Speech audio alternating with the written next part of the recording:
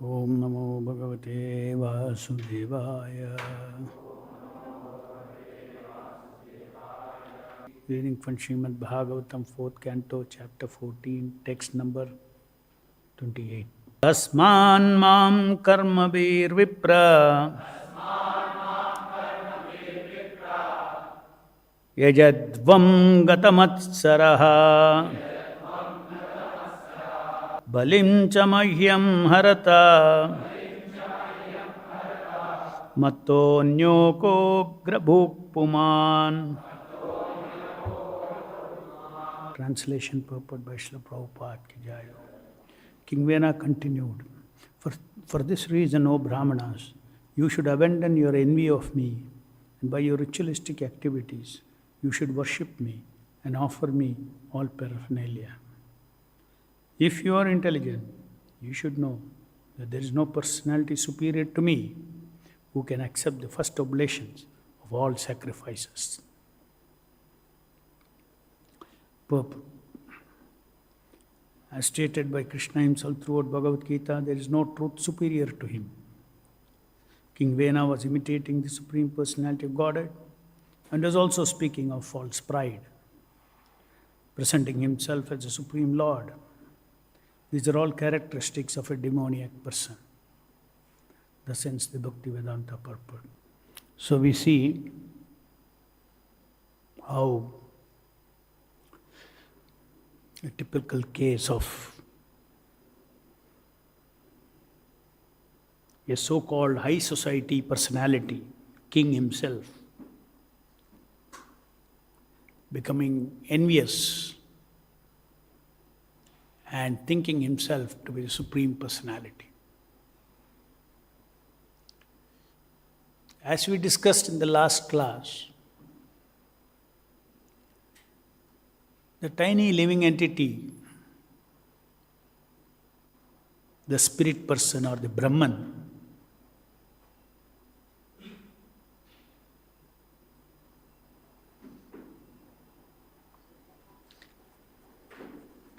can become Brahman realized, even if he is not a devotee of the Lord.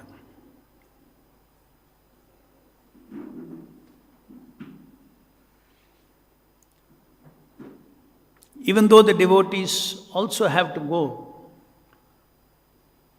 through the step of realizing that he is not this body,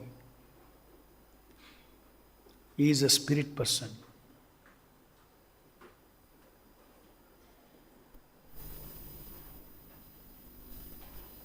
The very same realization can be achieved by impersonalists, Brahman realization.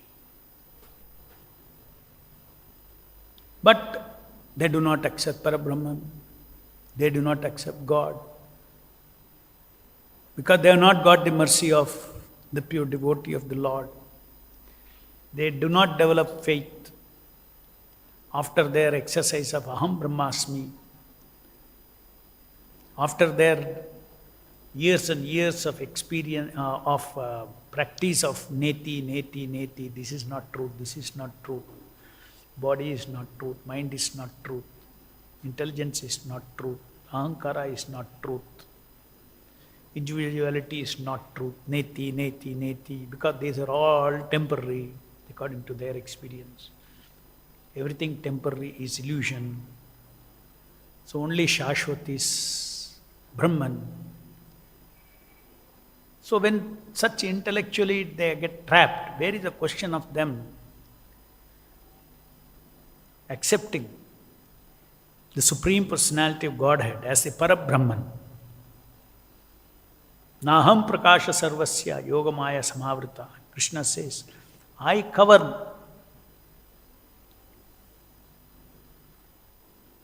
I am not revealed to everybody.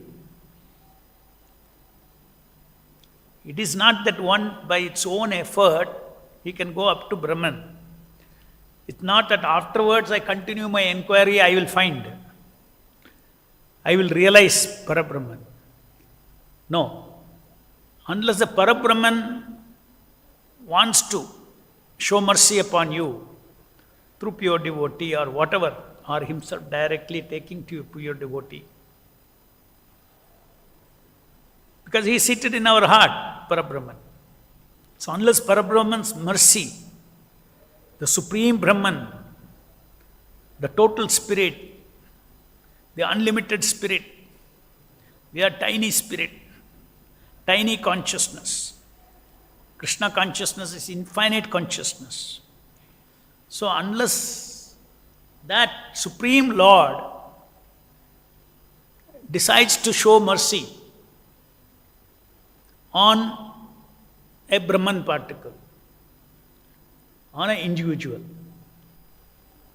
he will never have the faith, he will never, Naham sarvasya prakashasya. I do not reveal myself. So only by revelation,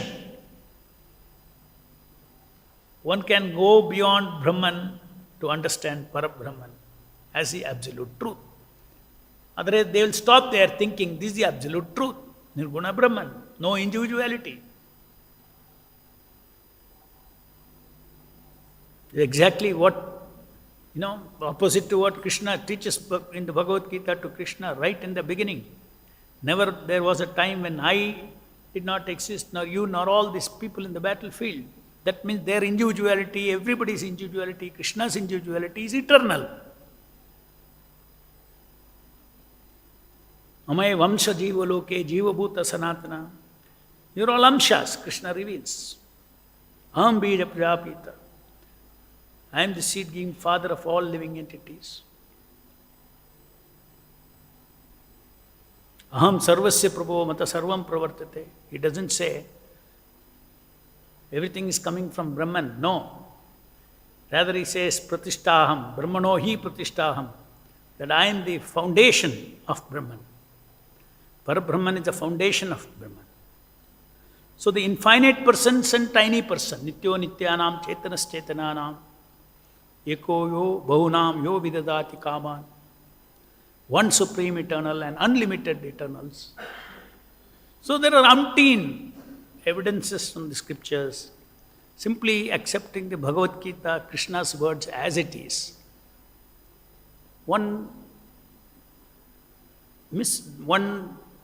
loses all his doubts and confusion. But he should hear that Bhagavad Gita from a pure devotee. The very same Bhagavad Gita, people may be reading for 20 years, 25 years. And continuously, as they read, they are seeing with a colored glass that after this material variegatedness, everything goes into one Brahman. There is no I, there is no God, there is no personality, there is no individuality. There is no Krishna's individuality, no my individuality. Everything merges. That interpretation they will read, that doesn't strike them. When they see Krishna's statement, Aham Sarvasya Prabhu, the Mayavadis, what did they interpret? Yes, Krishna realized, almost at the verge of total realization. When I also reach that stage of realization, I can also say, Aham Brahmasmi, Aham Sarvasya Prabhu Mata Sarvam Pravartate. This is the illusion this fellow is in, Vena, King Vena. Prabhupada says this is the symptom of a demoniac person.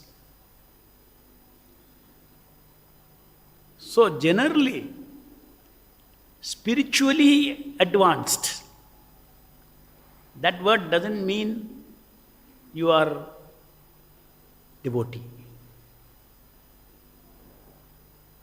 Spiritually advanced means many people, even impersonalists, Mayavadis, just by very sharp intelligence, jnanic process, they look for the eternal in this body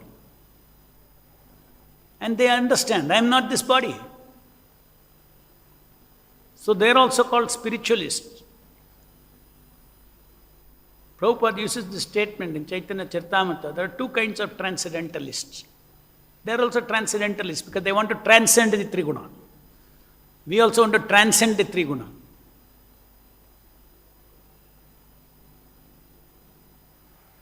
So they transcend and be suspended in Brahman.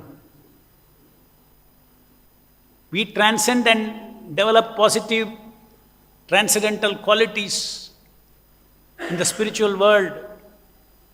There is Sandhini, Samvit, Hladini potencies, equivalent to 3 modes of material nature, which creates all this material world.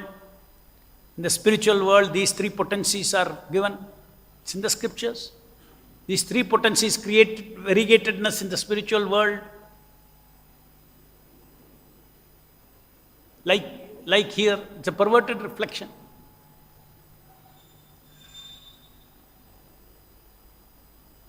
So, one thing we Vaishnavas, we should be very careful.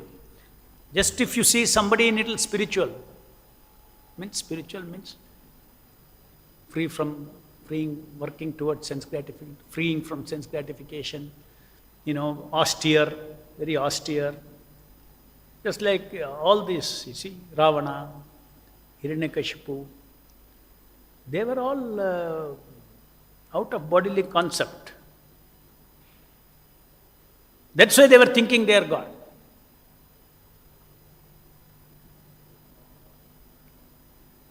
Doing lot of tapasya, undergoing lot of tapasya. Hiranyakashipu underwent so much tapasya. So that tapasya gives the material result.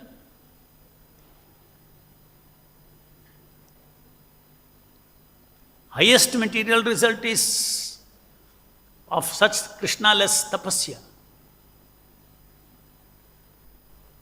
Tapasya without Krishna's satisfaction is they think they can become God. Because they do get realization of not being this body. And they go into Brahman platform. Many siddhis also manifest because of the material tapasya. So they get confused. Not they confused, they get convinced. I am all powerful. So look at the consciousness of King Vena. He's a king, highly accomplished person.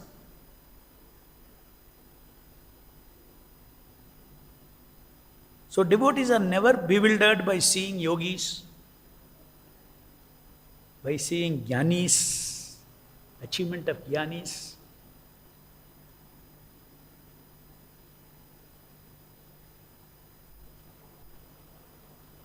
By seeing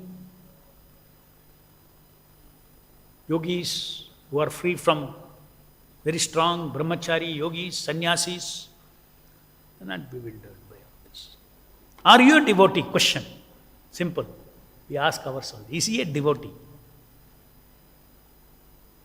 Does he accept the Supreme Personality of God at Krishna? Does he accept Bhagavad Gita as it is?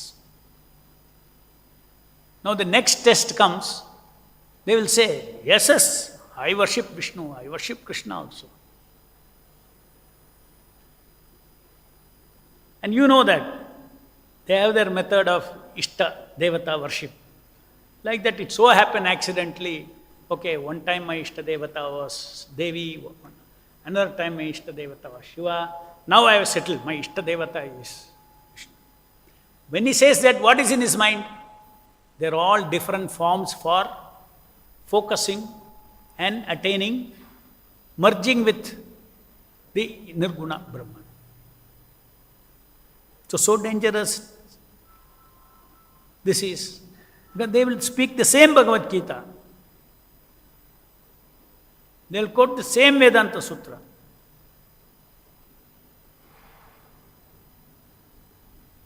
They will worship the Supreme Personality of Godhead. They will establish Krishna temples.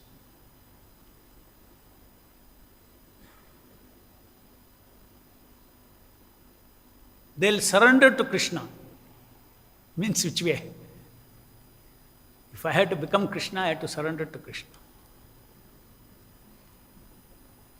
Surrender is the first step of merging into Him. This is impersonal philosophy. We have to be very careful. Do you accept the transcendental, eternal Lord, who is the controller of Brahman,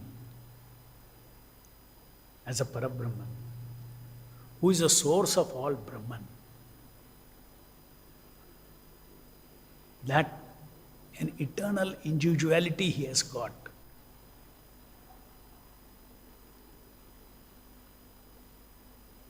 And eternally all Brahman particles are his devotees. They don't become him. And there is an eternal spiritual world beyond this creation, maintenance, annihilation.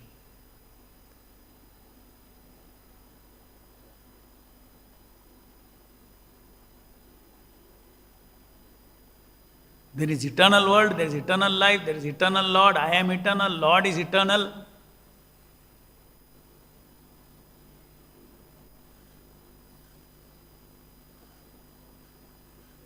For them, eternal means only Nirguna Brahman.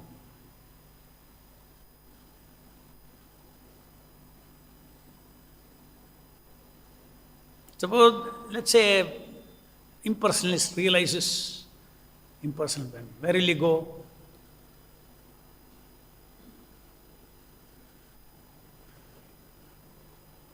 Brahman particle.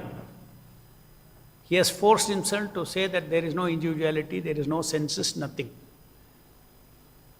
He will go above the three modes and be in Brahman, in the effulgence of the spiritual sky. He will be there. Another Brahman, another impersonalist also, he also attains. He will also go and be in that ocean of light. Now, each one of them think that I am the only existence. Why? Because if you don't have senses, how will you see your neighbor?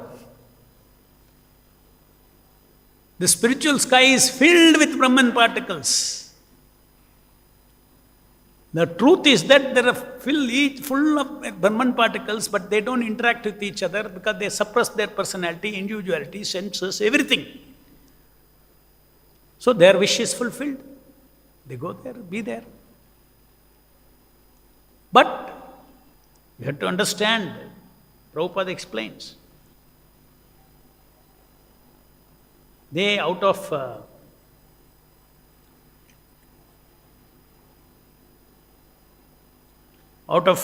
their deep desire to kill their individuality, the fact that they are Jivera Surupa Krishna Nitya Dasa, that is potentially in the Jiva, intrinsic to the nature, intrinsic to the soul, intrinsic. The quality of the soul is he is a servant of Krishna, but that is completely covered. And because the nature of the soul is that he is a person, he is an individual, Prabhupada explains that after long time, somehow or the other, little seed of, because that thing will make them fall down into this material world as pure sattvic entities. First attracted by the false ego in the mode of goodness. So if you see very nice sattvic entities, sattvic people, not necessary it is spiritual. No, it's not necessary that they are devotees of the Lord. Sattva-guna no doubt is favorable for Krishna consciousness, but that deep something called the envy, just like this, he is also saying, King Vena, abandon your envy of me. It's ulta. Every living entity is envious of the Supreme Lord. That envy has to go.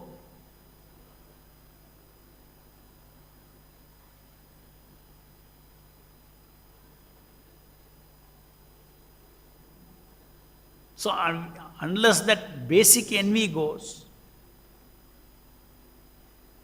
that remembrance of original Krishna consciousness does not come. So this is a very common phenomenon.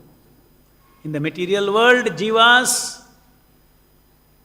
when they attain independent spiritual growth, without Krishna in the picture, what is that path?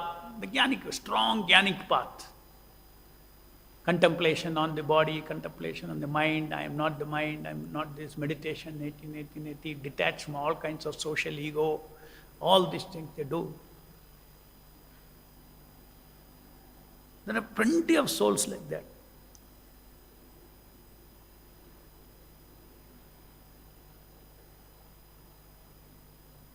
And that's what Krishna says, Manushanam Sarsheshtu.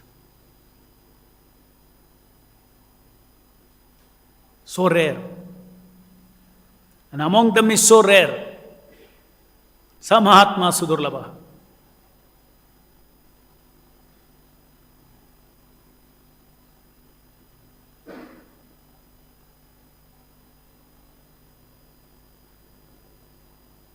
Bahunam Janmanam Ante Jnanavan Mam Prapadyate. At the end of then only he gets many jnanis.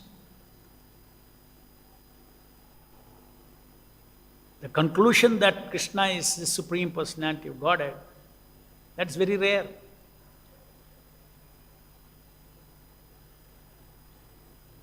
There may be unlimited jnanis in this material world about Brahman, matter, sense, body, I am not the body, all these things they will have.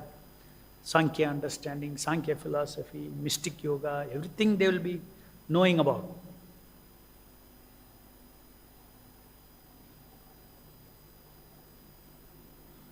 But the conclusion of very rarely one among such jnanis touch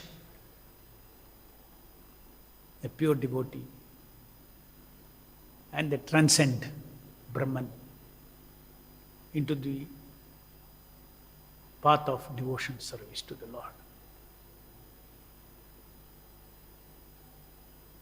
The four Kumaras are examples of fully realized Brahmavadis.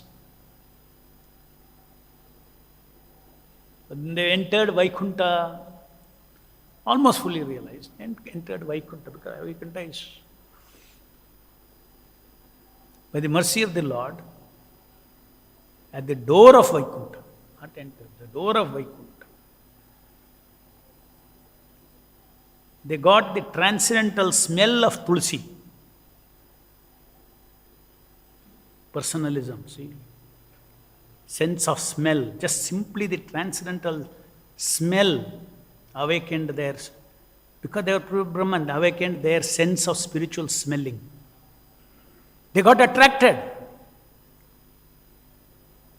To stay in Brahman, you have to give up all smell, taste, touch, smell, everything you have to give up. That way, materially, they are given up. They are perfected souls, the four Kumaras.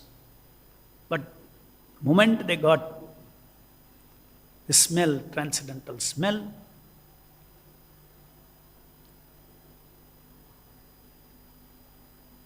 they became devotees. So these things, these verses are very instructive to us. Why these leelas are prescribed here? Is to show that what all can happen to the jivas who do not want to accept Krishna as Supreme Personality of Godhead. No one equal to or him. There is no one second to him, equal or second to him. Madhu, you say, okay, all devatas, all these primary deities, they are all powerful. All are equally powerful. Okay, that's called Pashanti. One who equates Krishna with everybody.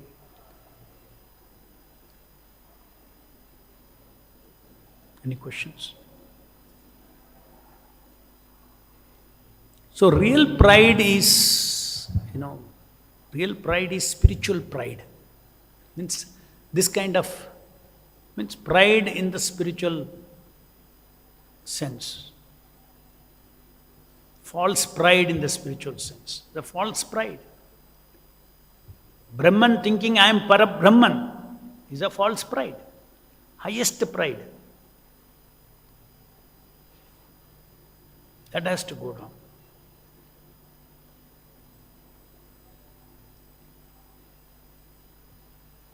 Hare Krishna, Prabhu. Yeah. Prabhu, that question regarding Mayavadis, they accept that the Supreme is Brahman. We have to merge in Brahman, ultimately. Keep distance. Ultimately, we have to merge in Brahman. But from the 500 years ago, Chaitanya Mahaprabhu started this Gauriya Vaishnava Sampradaya. In this, we understand that there is beyond the Brahman, something beyond. Why don't they accept the Vaishnava Sampradaya, Vaishnava Parampara? Why don't they try to read? Otherwise, what bound them to understand that there is something? Whom are you talking about? Mayavadis. They should read the Vaishnava Parampara Sampradaya authorist literatures by the Chaitanya Mahaprabhu, by the Goswamis. Try to understand at least something is beyond there. What is exactly that? And what bound them not to understand, not to read the scriptures? Because they accept only just Vedas. Are there any proof? They are telling, are there any proof of personalism of the personality of Lord in the Vedas? That's why Krishna, he says, Krishna himself states, Vedanta, Vedascha sarvair aham eva vidya Vedanta krit veda videva chaha. So it is a personality, Krishna. He says he is Bhagavan. He is saying, in 2 places in Bhagavad Gita, he says, I am the essence of all the Vedas. Number 1. Number 2, the compiler of all the literatures, Vedic literature, is one person, Vedavyasa. Right? And the last literature he wrote, he says, this is the essence of Vedanta Sutra. Bhagavatam is the natural commentary of Vedanta Sutra. And what is Vedanta Sutra? It is a summary of all the Vedas. After all the Vedas, in one line the essence is given, that is called Vedanta Sutra. Vedanta Sutra is a limited, small book. Vedanta Sutra. X number of verses in one line. Aham Brahmasmi, Tattvamasi. Just one line only. Anandamayo Abhyasa. One line only. That is called Vedanta Sutra. This is the essence of Vedas, Upanishads. Everything. Vedas, Upanishads are within the Vedas. So all those things are, essence is given in Vedanta Sutra. And that same author says, this is a natural commentary of Srimad Bhagavatam is a natural commentary of Vedanta Sutra. That means, if you want to understand Vedanta Sutra's real purport, the personalism aspect of that is for Jnanis. The personal aspect of it, that is there in the Bhagavatam. In other words,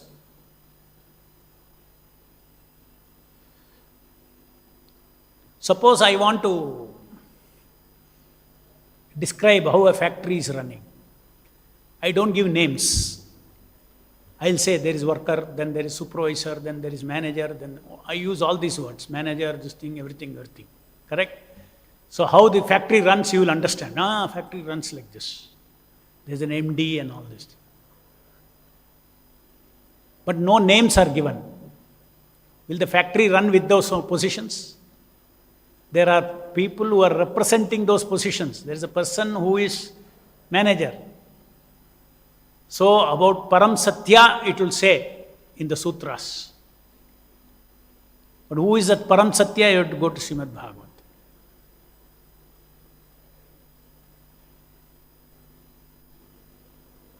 What is this material world? All these various positions that is described, devatas and all. Who are the personalities put there? You have to go into the Puranas, all that.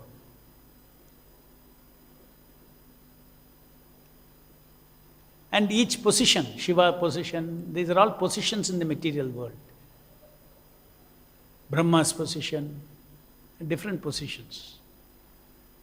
So, this is what we have to understand. Vyasadeva himself has written, this is the ripened fruit of Vedic knowledge. There is a fruit, there is a tree, Vedic knowledge. A tree produces fruit. And then there is ripened fruit. So this Srimad Bhagavatam is a ripened fruit of Vedic knowledge. So therefore Chaitanya Mahaprabhu said, just read Bhagavad Gita and Bhagavatam. Everything is here. And if you take Mayavadis, they read Chaitanya Charitamrita, they say, oh Lord Chaitanya, oh what a great personality, he emerged. They accept.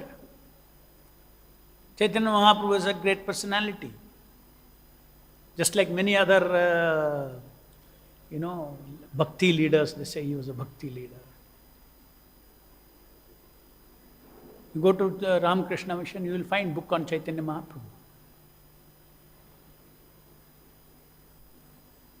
They are all different according to them, all different jivas who attained perfection into Nirguna Brahman or on the path to Nirguna Brahman.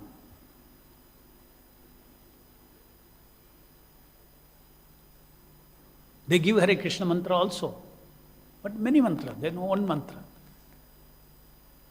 Your Ishta Devata is Krishna, they'll give you Hare Krishna mantra also. Yes. They interpret our literature actually, they interpret the Vaishnava's literature in their own way so that they can conclude to the Brahman. Is it correct? Correct. So what we have to do? Why? Because our philosophy is the topmost, highest. So how we can make them to understand, Bhaiya, idhar aa jao, come to this high topmost position? How we can make them to understand? How we can convince them? Haan. Convince them. Don't try to convince them. Krishna is not trying to convince them. Why are you trying to convince them? Living entities are given freedom. There are millions and billions and billions of jivas who are simple and who want to go back to Godhead if you simply preach to them. Why waste time with those who are made a firm choice that nothing beyond me, nothing beyond Brahman, all the individuality is false. Ye tamam prapadanse tam sate bhajameham. The Lord is seated in everybody's heart. He permits impersonal realization. There is no substitute to living entity consciously choosing to surrender to Krishna as a supreme personality of Godhead. It has to come from the jiva. No doubt, influenced by the association of pure devotee. Just like we all, by association of pure devotees, Srila Prabhupada, we all become Vaishnavas. And from Vaishnava platform, we understand all these things.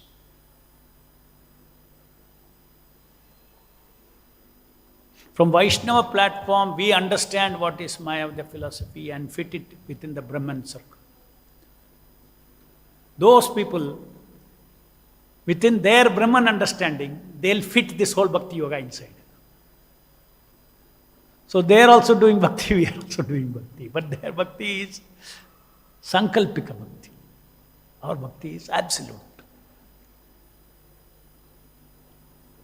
In terms of the absolute truth, their Bhakti is Sankalpika. That is why it's Ishta Devata, it could be anybody. So they accept all the deities, Agni, everything that is there in the Vedas. All Indra, everything is accepted by them also. But it is another level of reality according to them. Not reality, illusion.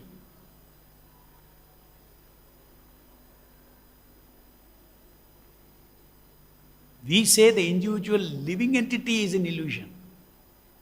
Existence is not illusion. An illusion is a temporary phase. I can get enlightened, I'll be free from illusion.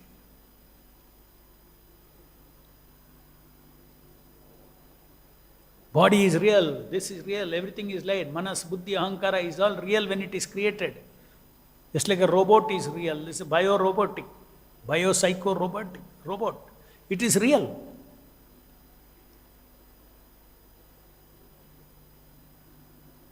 But I think I am that. That is where illusion comes. If you think you are not the car and you drive the car, no problem, you are not in illusion. Car is a reality. Body is a reality now, a changing reality. Body is a changing reality. Not absolute reality, but it's a changing reality. Randaraj Srimad Bhagavatam ki jai, Jagat Guru Srila Prabhupada ki jai.